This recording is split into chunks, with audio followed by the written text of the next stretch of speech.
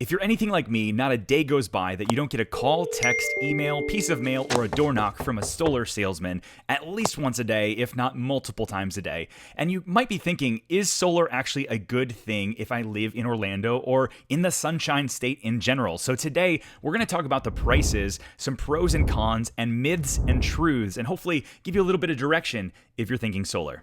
Solar power is all about forward thinking. But when you generate clean electricity from the sun, your meter actually runs backward.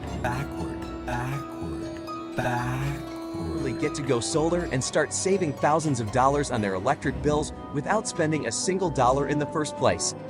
Isn't that crazy? By the way, my name's Ken Pozek, and I'm putting out YouTube videos every single week regarding real estate, theme parks, and living in Orlando. So if you live here or you're just interested, hit the subscribe button and I'll keep you in the know.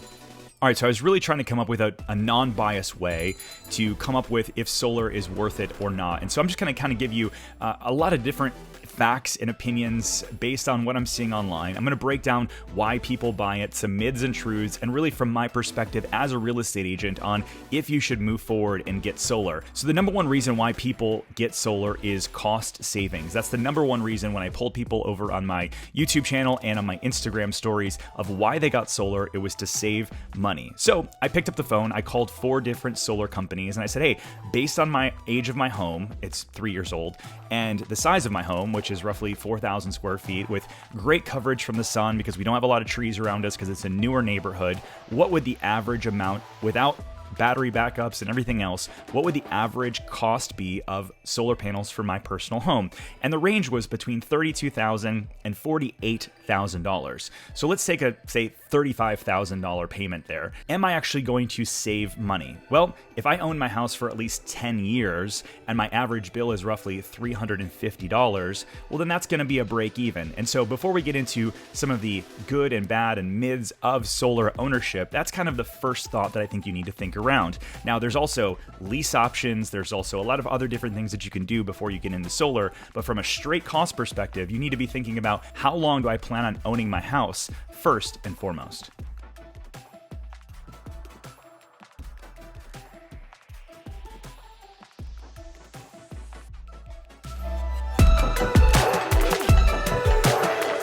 There's a few other things to think about when you're looking at specifically costs and or savings when it comes to solar. Number one is the 30% federal grant that essentially comes back a credit of 30% if you got solar put on your house in 2022 or 2023. So that will definitely offset some of the cost. The second thing to think about regarding cost or miscellaneous costs is that if you're on Duke Energy and a couple other places here that provide energy in Orlando, they do charge between $20 and $40 a month just to stay connected to the grid. And so you'll never have a zero bill from energy costs because they're already still charging you for being connected to the grid. Number 3 is some places will allow you to sell back your energy or your additional energy that you create back to the grid. And so some people use that as a way to offset some of the costs. Although if you're looking at getting more panels on your house than you actually need, it's going to cost you more in the long run anyways. And so if you need 10 panels to power your house, you're not going to go buy 11 just for the opportunity to sell it back to the grid. So there's some things to weigh out there. Lastly is that Florida does not have an SREC, which is essentially other states, Jersey, New York, those places have basically, if you have additional credits because you didn't take power from the grid, because you have solar, many states are giving you $100, $200 a month to offset some of these costs. And so that's when people are like, wow, $200 a month or even $100 a month can help lower my overall bill, whether it be a lease or a financed option. And so Florida doesn't currently have one of those. And so to me, it's seemingly like Florida is not the most cost advantageous thing, regardless of what many people think of when you think of adding solar to your house being an actual amenity or something that's going to increase the value of your house. So let's actually talk about that next.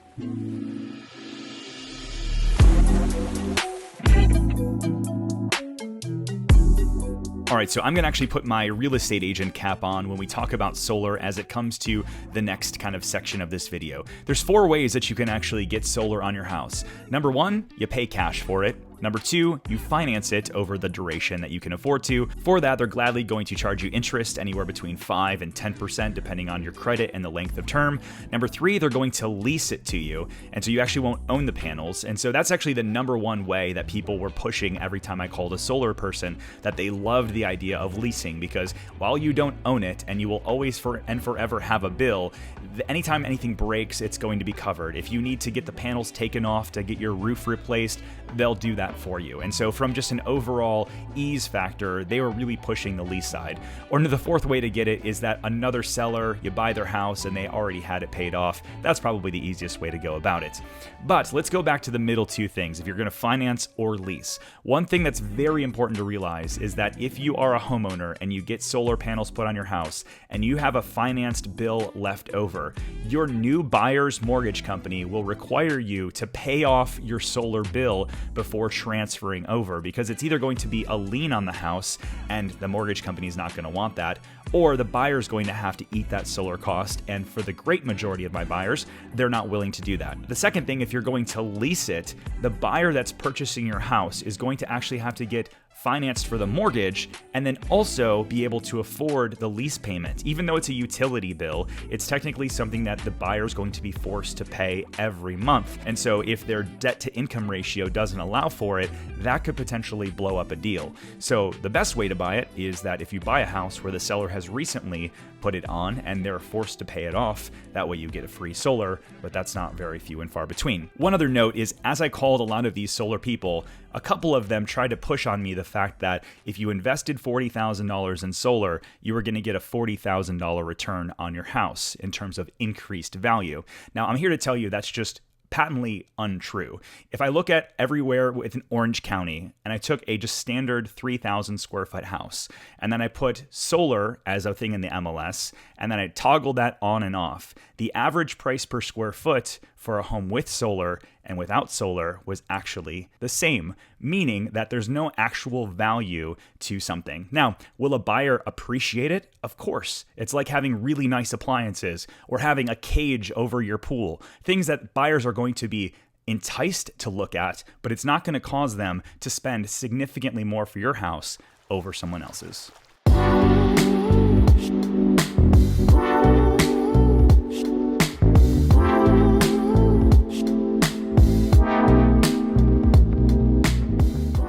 All right, so let's round this video out with some miscellaneous things that I've heard, both pros and cons on solar, and just some good information. I called my friend John over at Sunrun, and I said, hey, listen, what are some things people should look out for if they're going into the solar realm? And he said, one thing is pushy sales tactics. Those people that knock on your door that are trying to push you without a contract to get work started, or they're kind of unclear on who they work for or what the warranty is. Those are people that you probably want to run from. The second thing is really the warranted work behind it. Are they going to stand with you on their quality craftsmanship and their product for 5, 10, 25 years, as most people finance, or a lot of people finance, over a significant amount of time?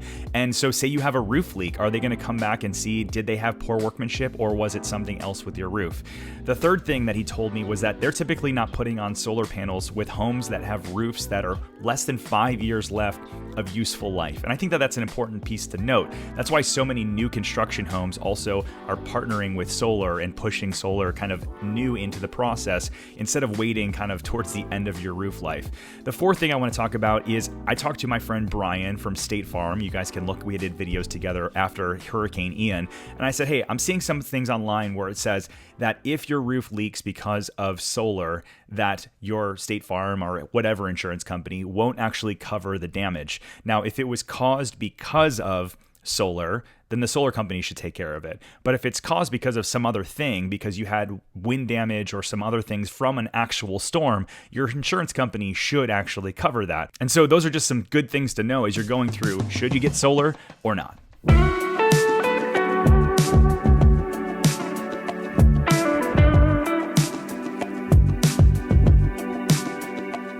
All right, so if you made it this far into the video, you might be thinking, Ken, you seem like you might be anti-solar. And honestly, that's not the case. I think that there's plenty of use cases for solar in many people's lives. If you're looking to be on a fixed income and you want sort of to hedge yourself against inflation and future energy costs, that's a great option. If you are trying to get off the grid because you know storms roll through and you want a battery backup that's solar powered to take care of your house, I mean, heck, I was not without power for a little bit. There's plenty of people out of power for days during our last storm, and so maybe that's an option for you as well. But I just want to dispel some myths because there are some shady solar people out there giving bad information. And so I hope today's video was helpful for you. Give me a thumbs up if it was. And if you're thinking about buying a house anywhere in Central Florida or selling a house, my team and I would love to be your real estate resource of choice. Email me info@pozekgroup.com and we'll get started. See you guys on the next video.